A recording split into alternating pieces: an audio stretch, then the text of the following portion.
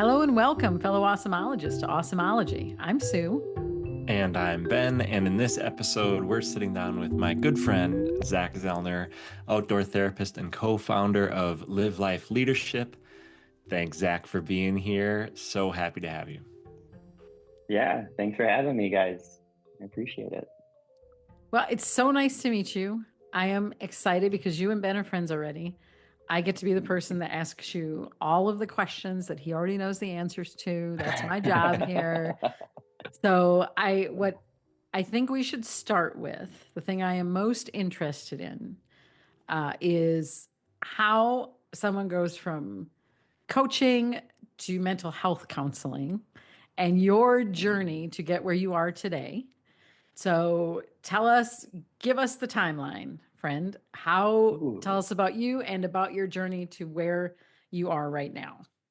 Oh yeah. Yeah, that's it's been quite a journey. You know, so it really we're gonna go pretty far back. So all the way back in like seventh or eighth grade actually was that's when got like introduced to the idea of like goal setting and self-improvement and leadership through a summer camp that I attended, and I just continued to attend that all the way through high school, and then also in that time was really active in sports, so wrestling, cross country, and track.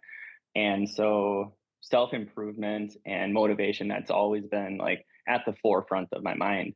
Um, and so I kind of just followed that. And I was a terrible high school student.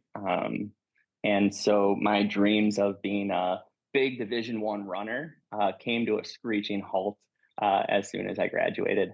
And so I ended up going to a 2 year school, UW Manitowoc, and uh, tried it out there. Academics still weren't my thing. I couldn't quite grasp what was going on. I really struggled with being able to focus, being able to get stuff done. And so I actually got into sales, and I was a high-end kitchen cutlery salesperson for a while. Oh, okay. And from there, I was able to start working with people as a sales manager. And what I found was I didn't really like sales, and I really didn't enjoy um, like the marketing aspect. What I did enjoy though was the one-on-ones that I would have with the salespeople, where we would make their schedules. We'd talk about like what is it that actually excites you, like why are you doing this? And from there, all of a sudden, it just started to click. And I'm like, you know what? There's another job where you get to do that, and like that's what you do. And so from that point, like I really got into psychology and really just leaned into it. And in the meantime, yeah, I was a cross country and track coach, and um,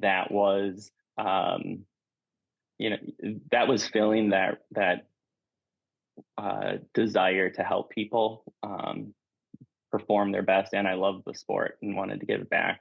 And then outside of that, I mean, all of the different jobs that I had as like a barista and a bartender and stuff, that all just played a role into finally here I am now, working with people sometimes, at their lowest, and other times actually they're at like their highest, and they're like trying to figure out what's next, or why doesn't it feel like I thought it was going to feel. So Hmm. that's kind of a synopsis of my journey. There's also, working with Ben at a leadership camp as well for a period of time, which, man, let me tell you, those one-on-one conversations with Ben, if you get to have one of those, make sure you have one. So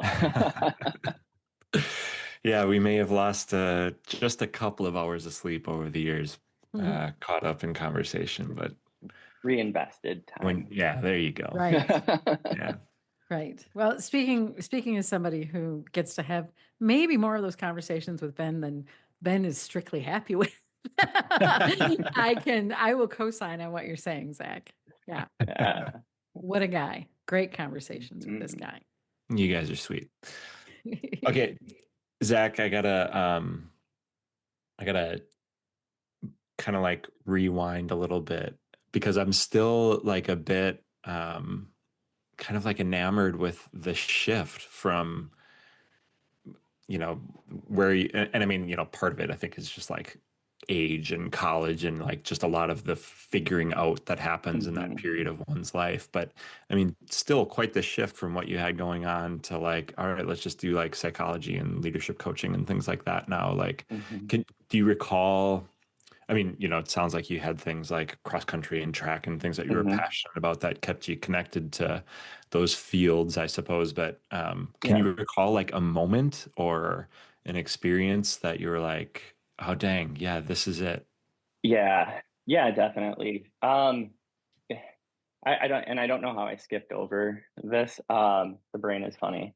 So in that time period where I was a high-end kitchen cutlery salesperson, um, I, that's actually where Live Life started as well. And Live Life was is like my meaning making project. Um, so I lost a friend to to suicide, and part of the grief process for me um, really ended up being how can I help the people around me live. So live actually stands for love, inspire, value, and empower, and uh, that's my hope that when I come in contact with people that yeah they leave feeling loved and inspired.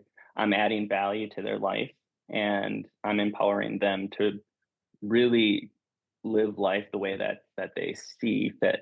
Because yeah, I'm giving them helping them see that they have the authority to live their life. And so with that, we were just it was me and my buddy Jake who were working on it, and we started off as the Live Life Project. We were just a little blog, and I was just throwing out some ideas and did some uh, did some like keynotes and some like breakout sessions, stuff like that. And yeah, I was working up in Rhinelander as a branch manager for this marketing firm, and it was awful for me. Now, the company was great, right? Right, like people have been super successful with them, and I was not one of those people. And it was, um, there was just a lot of lack of action on my part. But I recall having this awful, awful interview with a person, and I was just like, it was that moment where you just head in your hands, like, what in the world am I actually doing? Like, I hate this. And, I was like, God, I really don't know what the hell to do here. And then a couple of days later, I was like, dude, you need to get back to live. Like, that's what drives you. That's what's exciting for you. And that's what hits deep, right? So so then I ended up going back to UW Manitowoc to finish my schooling career. I didn't though, but I did, and I didn't know this at the time, but I did end up meeting my now wife. Um, but that's a whole nother story. We don't have enough time for that story. But um, yeah, so that's actually how Live was born. That's how I got into the field of psychology because I figured if I was going to be speaking on this subject, I really should be. Um, I wanted it to be more than a feel good message, Mhm. or like uh, the message was, and eventually like I got to this point where it's like, all right, the message is pretty fluffy, and it's not there's not action happening, which is why I ended up going back for like my master's in counseling and everything. So Yeah. Cool. did I clear it up, Ben? Perfectly. I love it. Good. I do want to revisit one other thing that you said, kind of like that moment for some people where they reach a milestone, achieve something, whatever, and they kind of have that feeling of like, wait, I thought it was going to be cooler than this, or, or the Dude. immediate, like, what's next and that sort of thing. Mm-hmm. Can you, what do you do? What do you tell someone in that scenario that's dealing with like that conflict? And I don't know what you can share. And of course, client confidentiality, I'm sure, is Yep. super important. But like, Yes, absolutely. do you have a story you can share?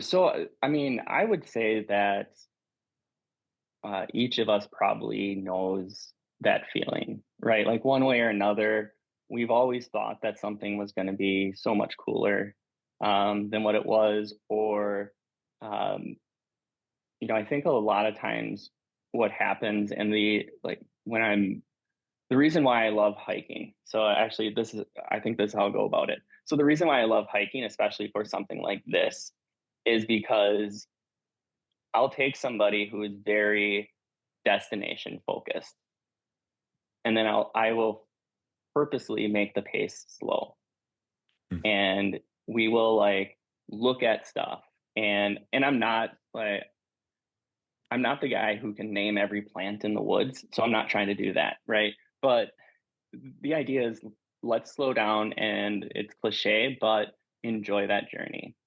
Um, because we get so destination focused that we summit, and then we look and we're like, shoot, that's a bigger mountain, and I think I see people on that one.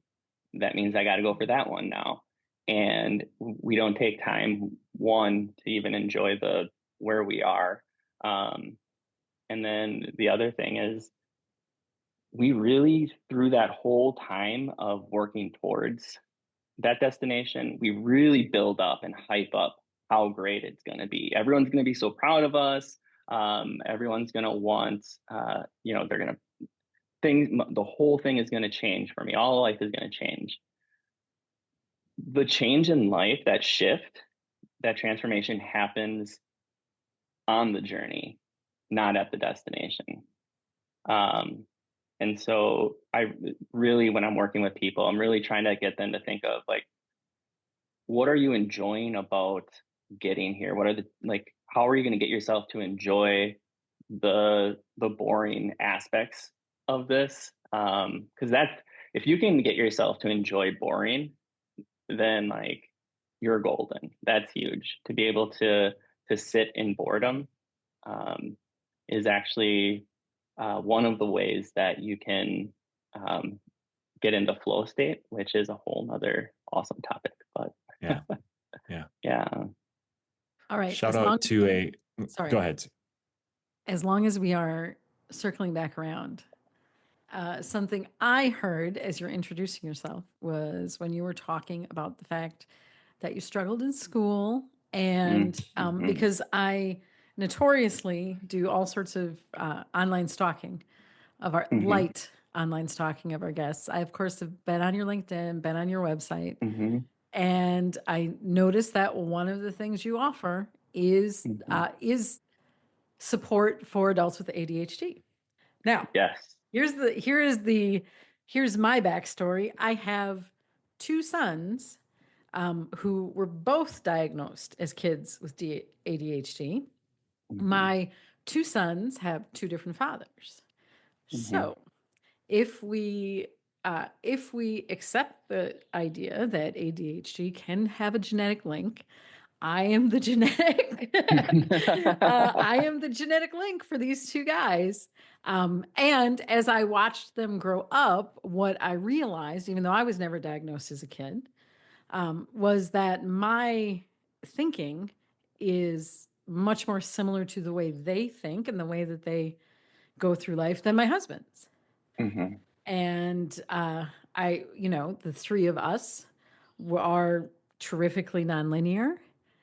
he and my other child are, you can see that more linear thought and Sure. that ability to maintain focus, that, and just some of the things that would tell me that they're on a different journey than us.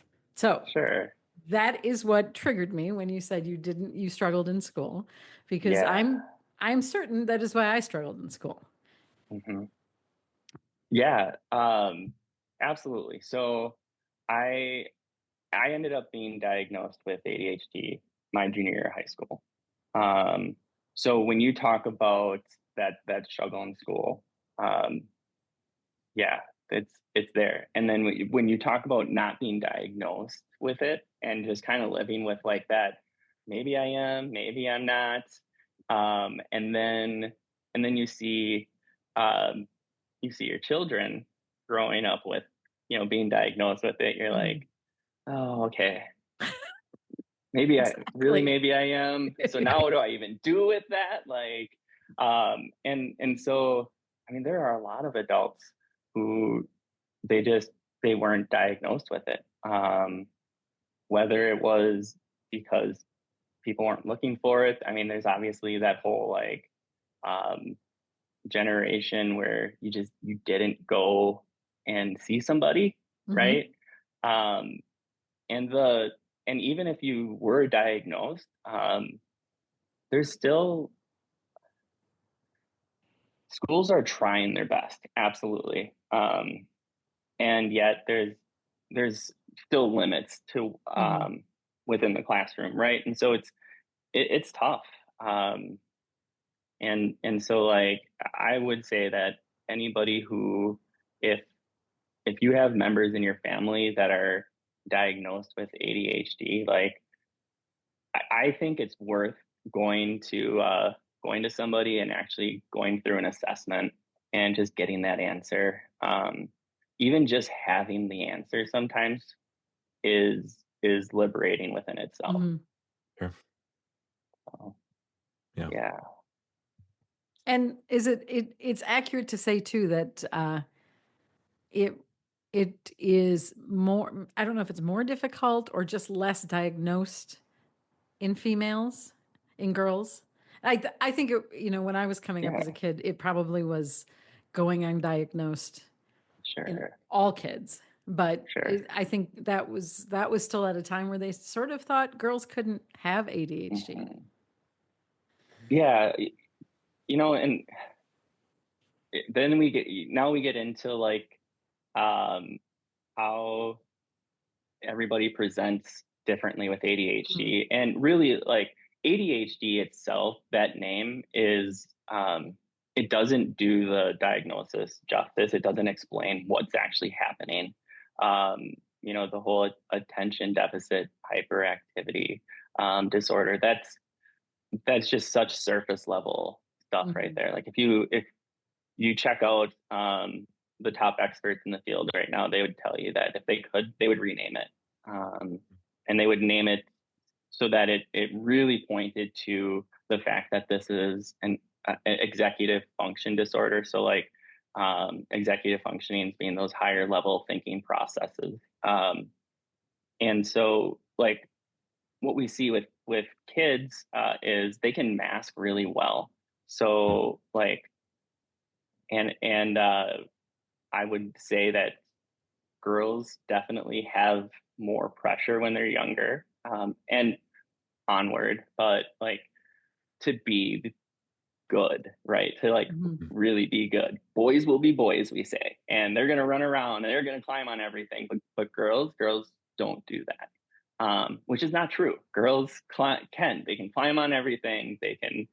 Um, they can play with the tractor, all that stuff, right? But so then what you see is sure that they're going to mask that because they're going to really work a lot to be able to sit and study and be good as a student or as good as they can. So, yeah.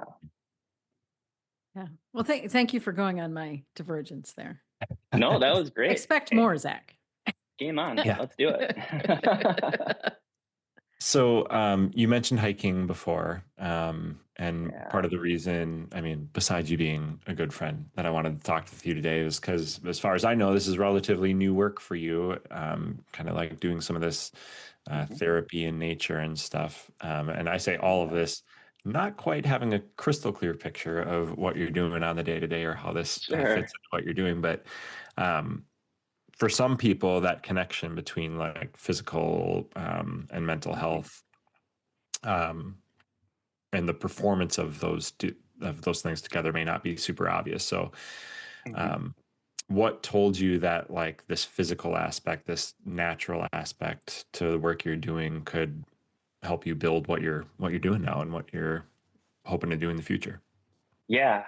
So, anytime that this actually goes again way back, all back into high school, even. Um, Anytime that I was struggling as an athlete, so like with my running and stuff, um, I always ended up at UWGB, and I would run their trails there, and there was a spot that you would come to, you'd go off trail, and then it comes out to the bay, and nobody was ever there. And like that's where I would have like um my like real talk with myself type Mm. thing. And then when I started doing therapy, a lot of my work is up in Door County, and that is just like there are so many great trails. And so, I'd take my clients for hikes. And then one day I was like, if I could just do this, if I could just lead hikes or like outdoor retreats and stuff, that would just be golden. So I hopped on to good old Google and found um, the Center for Nature Informed Therapy training. And I was like, all right, I'm going to Maryland, I guess.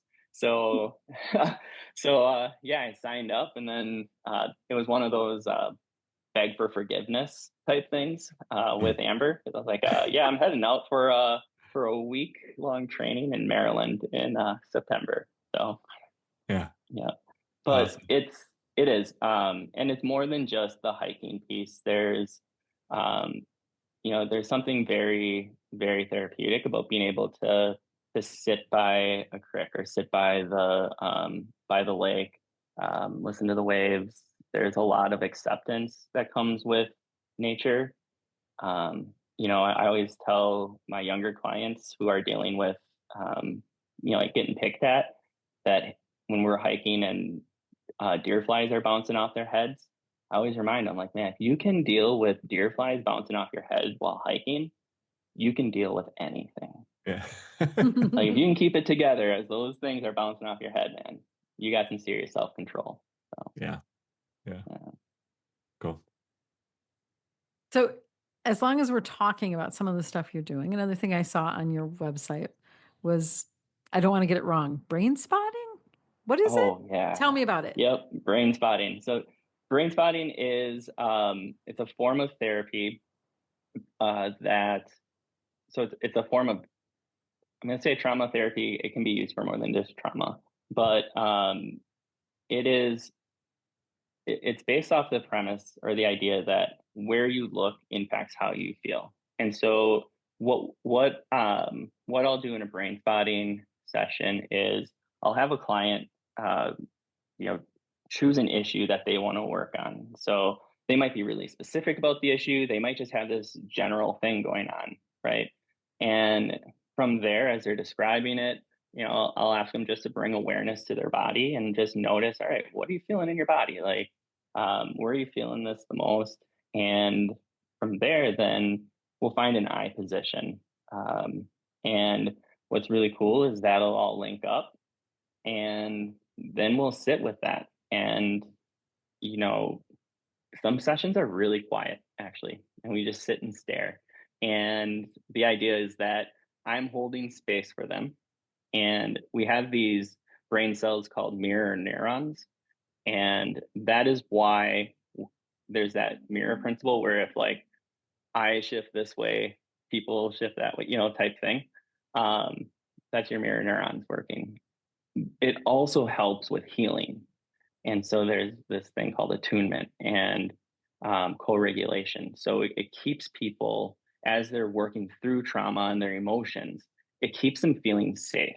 Because that's one of the biggest things that happens with trauma is they were in this time in their life where they didn't feel safe, obviously, and they felt hopeless and alone, and their pain wasn't witnessed.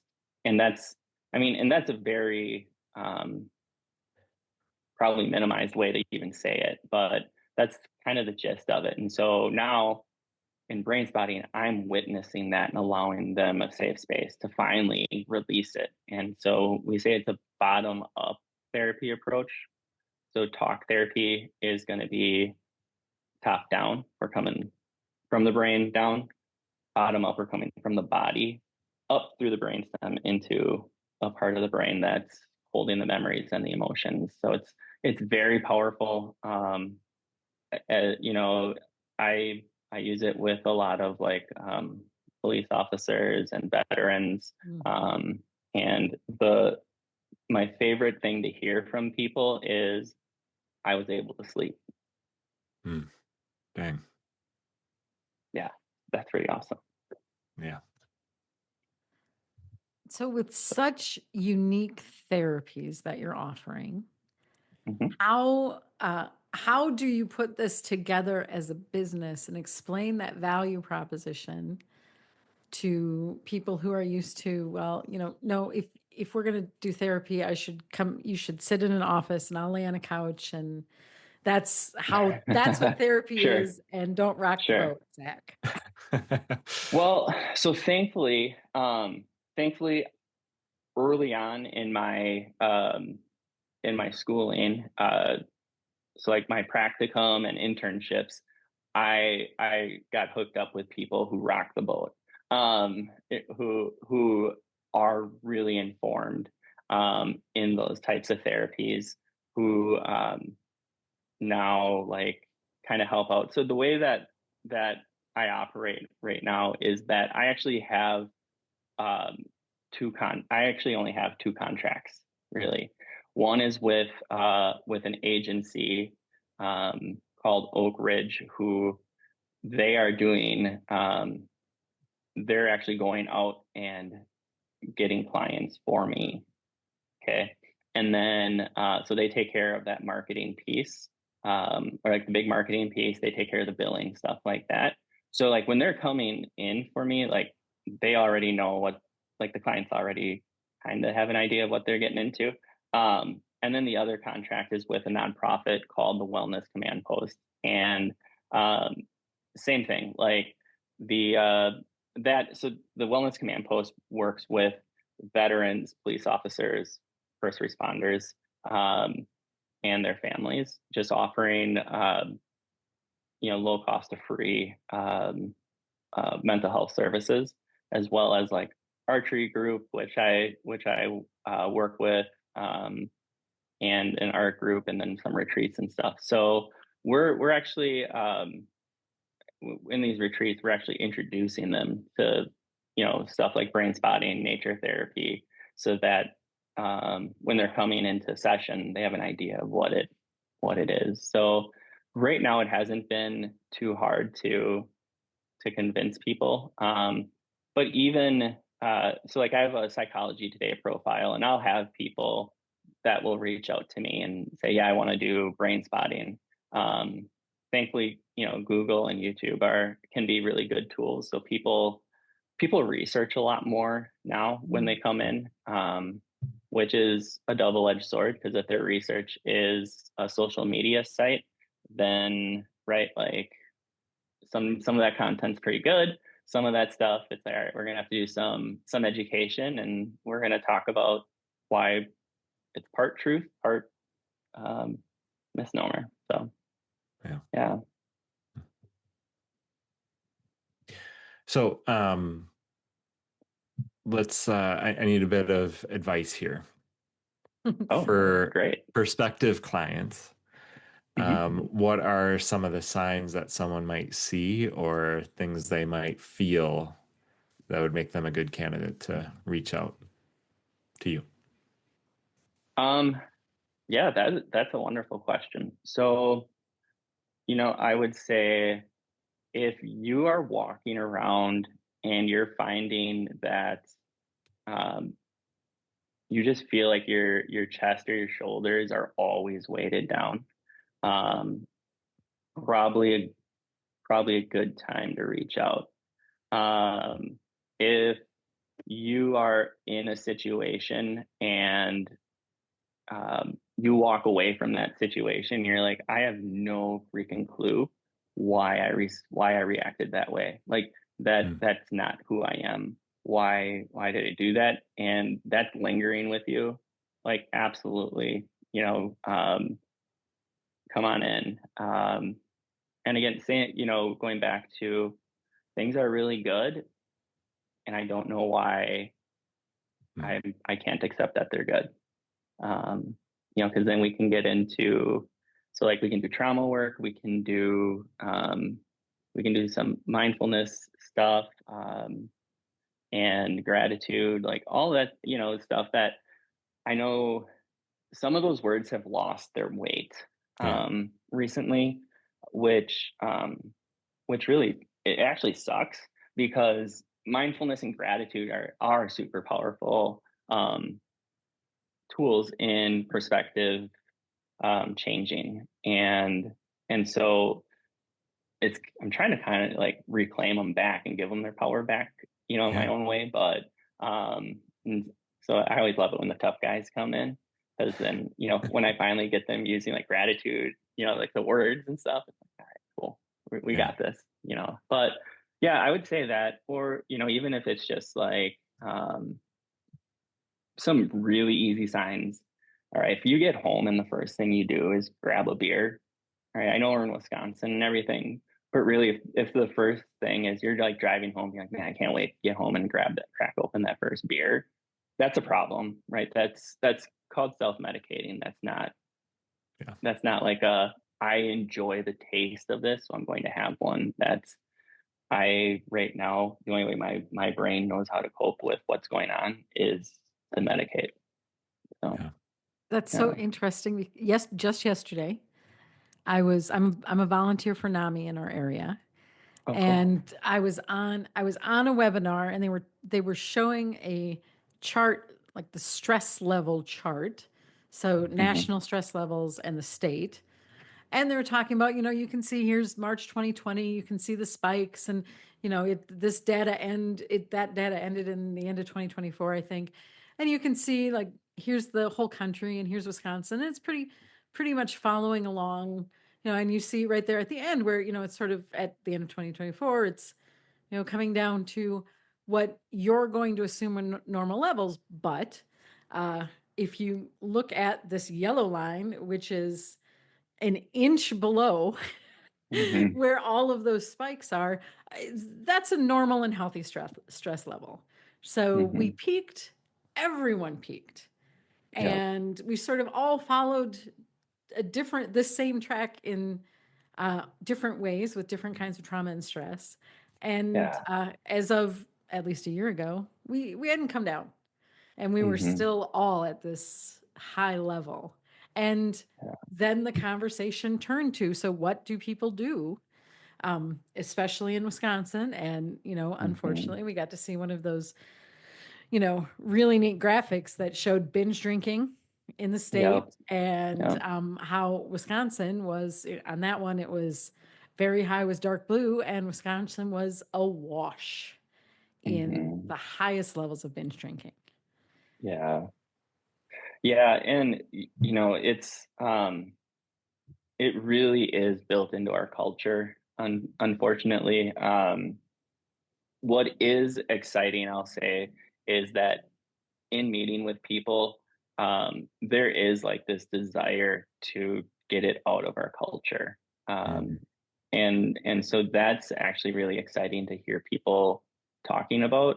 Um, and then I've also I have to look more into it. So, but I have seen like some reports that the younger generations, they're slowing down with the drinking, which then, right away the comeback to that is, well, there's a different substance now that's Yeah. available. But at the same time, okay, so we're bringing something down though, Right. and alcohol has been a real issue around, with Wisconsin, and it really does like ruin families and stuff, right? Ruin lives. So yeah, when somebody is saying to me that the first thing they do is they crack open that beer, and I say, well, why wouldn't you go for a hike, or why wouldn't you do a hobby? And they come back with, well, I don't have time.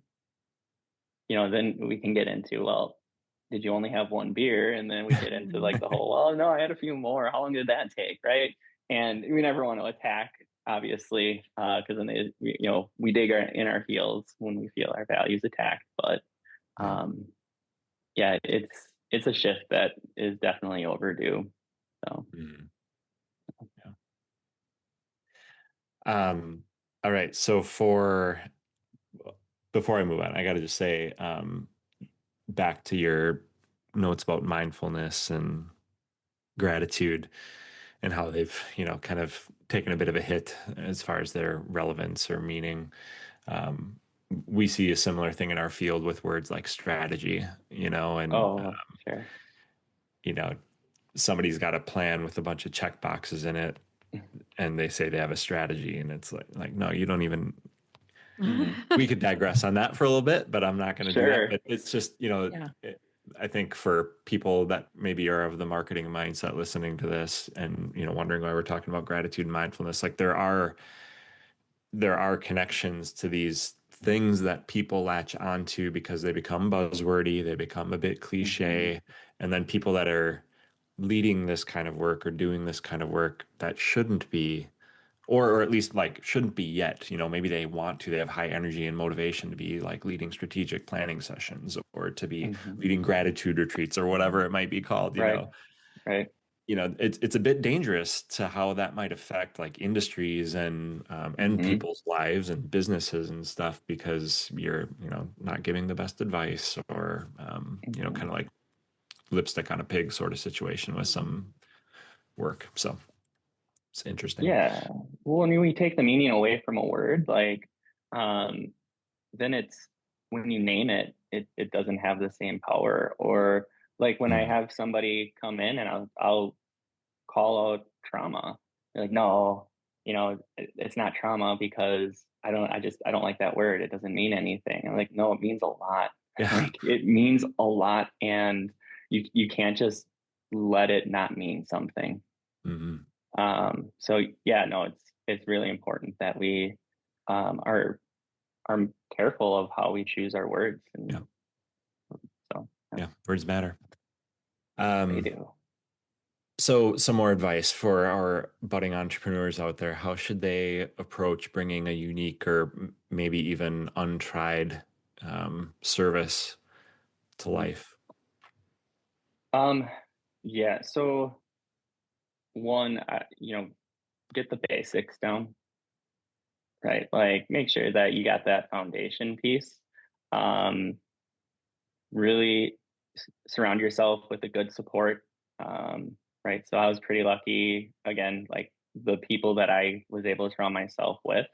Um, get get your training in, like take care of that stuff. And then when you're finally ready, like um, take the shot. Yeah. You've done everything. Um, you prepared, like go for it and be ready to fail and try again. Like, Yeah. I mean, really, we we are just bombarded with with like stories of new entrepreneurs who they nail it the first time. Well, one, we don't see what they've done in the background. And like it's failure is a very positive thing because there's a lot of things to learn from it, obviously. And if you go into it with a growth mindset, so um, I failed, and that means that I'm a step closer. Right? You can pick yourself up from that. But we can't fear failure. Right.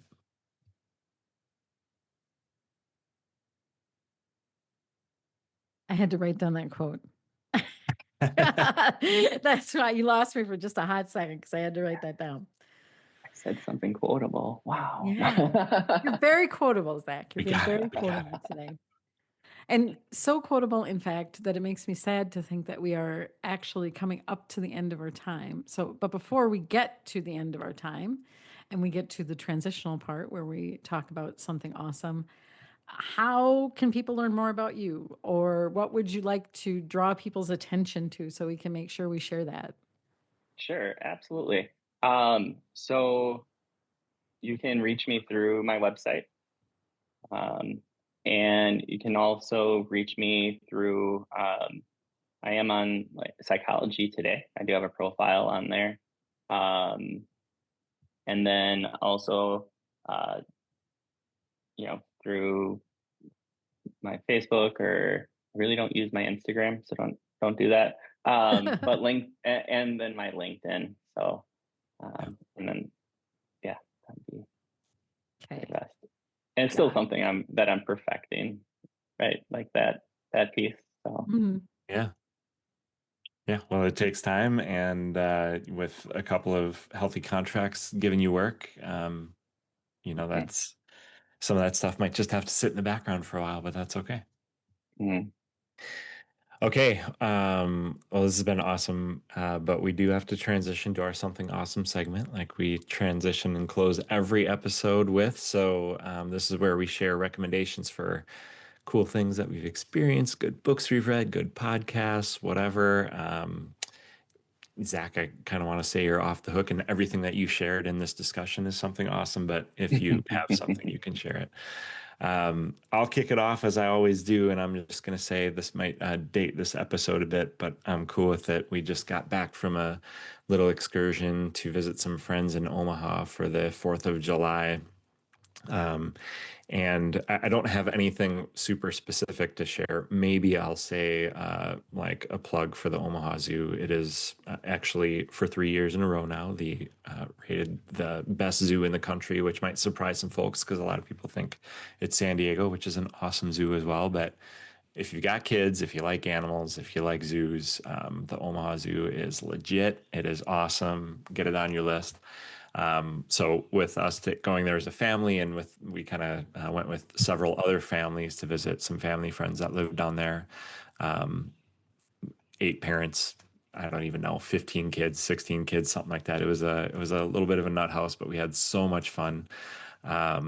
Not only at the zoo, but just like downtown Omaha, like awesome food and like family stuff to do, like all right there, super walkable and really family friendly and stuff. So just an awesome time, like the stuff to do in Omaha. But personally, just a really awesome trip for our family to be with friends and have our kids be with kids that, some of them they knew each other, others it was kind of the first or second time seeing them. So lots of the kiddos made fast friends and had lots of fun along the way. And just one of the best parts of being a parent. And Zach, as a fresh parent, you're gonna get to experience all this stuff. Like, there's just something really special about like seeing your little interact with another little and almost like feel the connection with them. Like, oh, you're like me, or you're different than me, and that's cool. Like, tell me more. And just like seeing all that stuff, experiencing that stuff is just super cool. And to do it around a holiday and poolside and with fireworks and all that stuff just made it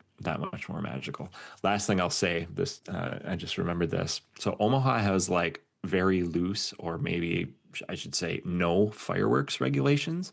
oh, For like 10 days leading up to the 4th, which we were there for part of that, it's like all the time, all over the city, including during the day, which we couldn't figure out the whole time. We're like, why are people lighting off fireworks right now? Like, how can they see anything?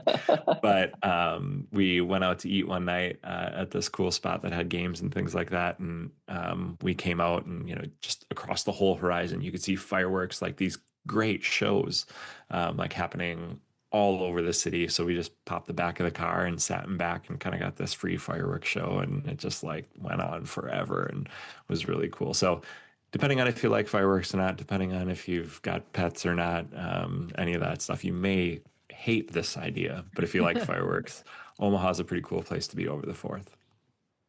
Well, that's pretty awesome. Yeah. All right, Zach, you got anything for us? Oh man, I mean, that's going to be hard to follow up. So let's see here. As far as awesome goes, I will say that if you are looking for something awesome to do and you got time, definitely head up to Door County and check out places like Potawatomi State Park, Whitefish Dunes State Park. Man, there's just something really awesome about getting out there early in the morning, especially Whitefish Dunes, and watching that sunrise over the lake. It's just, man, I got a spot. I call it my PowerPoint, and that's where I go if I need like a little extra motivation and stuff. So yeah, that would be that's my awesome recommendation. Love it. Perfect. Love it.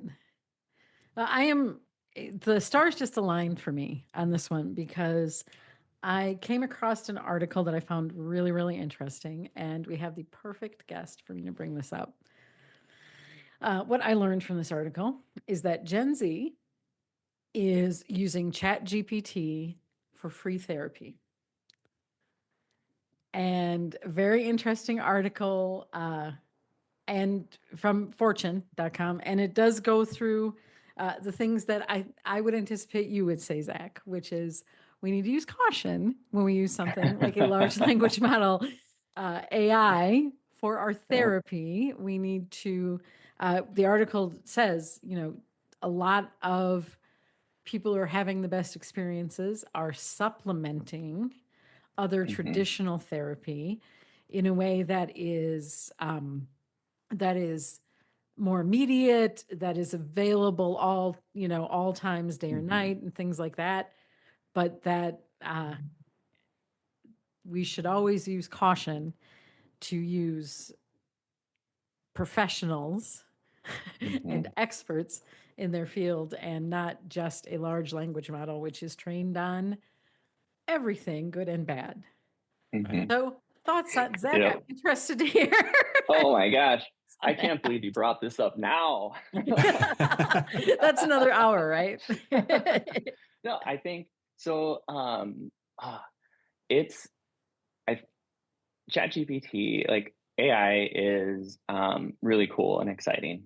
And I think that we do have to use caution, right? Because it can give really bad advice. Part of therapy sometimes is stepping out of your comfort zone. And that for some people means sitting across from somebody and talking about your feelings. Or having uncomfortable conversations. So from that perspective, it would not be as helpful if you are skipping therapy sessions because AI is more comfortable. If it is something where you need to remember how to do a certain self-regulation skill, then I think is awesome, right? Yeah. Like if it can lead you through, the one that comes to mind is box breathing. So breathe in for 4, hold for 4. Like all the it talks you through breathing. I think that's great. And I think it also can help with research so that you can come back to your therapist and say, I was thinking about this, talked it over with chat. What do you think? And have those discussions. But yeah, I think though on the other side of that is you got to really be careful about what's going to happen with that information. And how can that information be used? Because that's the beauty of therapy is it's confidential. Right. it stays in the room, and that's what makes it a safe space. So Yeah. Has there ever been any talk about fully AI therapy or a fully AI therapy program or anything like that? so I mean, I'm sure there has. I just I haven't seen it. Uh, there are like AI scribes now, Mm. which I've tried out. I tried one out, and it was pretty cool because it's like all I did was describe what the session was. Because I didn't record the session because that's extra paperwork and I didn't want to deal with it. Mm. But and I let it, but I said what happened, and it was able to even like pin down like the specific approach that I used and the type of therapy I did. And I was like, yes, that is awesome. Yeah. So I think that it really does have a place in the therapy world. It's just one of those things of it's so new that we gotta figure out all the safety measures and protocols and stuff. Yeah. Yeah. Mhm. Yeah. I'm Very just, similar to marketing, right, Ben? yeah. I was just gonna say, I'm just like continually baffled. I don't know why, because like it seems to be the case in every industry, every specialty now. Like everybody has a similar answer in that it's proceed with caution. Don't forget the power of, traditional methods and being outside of Mhm. your comfort zone and stuff. And all of those things apply to marketing, whether it's, using ChatGPT or sitting comfortably using social media, because that's the place where you can do marketing work and also hide a little bit, like Mhm. we got to remember to do the things that take some more effort and take some more brain power, and can be empowered by and amplified by an amazing tool like AI and stuff, because it is awesome in so many ways. But proceed with caution. Yeah. Yeah. But I mean, if you're not using it or you're not learning how to use it, you're falling behind. Like Yeah. Right. it's here. So Yep. Yeah, for sure. Well, thank you so much for being with us today, Zach. That was such an yeah, thank interesting you. conversation. Yeah, I See, appreciate I you mean, guys. proof of how easy it is to just get caught up late night talking to him. So Right. Right. everybody Well, got a taste. yeah, I mean, you guys just do such a great job making it so comfortable, Aw. Nice. I'll admit I was not sure when I saw what you did, Zach. I wasn't sure if this was going to be a podcast or an intervention. So I feel good that it Oh, turned out sure. being a podcast. That makes me feel great. So Yeah. Yeah. I mean, well, hey, anytime that you need an intervention, I will gladly show up and we'll set Ben straight. oh, Well, good, good. yep. I appreciate We'll that. we'll make sure that he Yeah. gets in line. Okay. Okay. I've got a whole spiral notebook ready. Whenever, Oh boy. whenever you Get in line, Sue. me and everybody else, right? Yeah. Well, thank you everyone for joining us, listening to this really enlightening conversation. And again, thank you, Zach, for being here with us. You can always catch up with us on your favorite podcast app, or you can find all of our episodes on our blog at exclamationqso.com/blog. Thanks, friends, for tuning in. Be awesome and see you next time.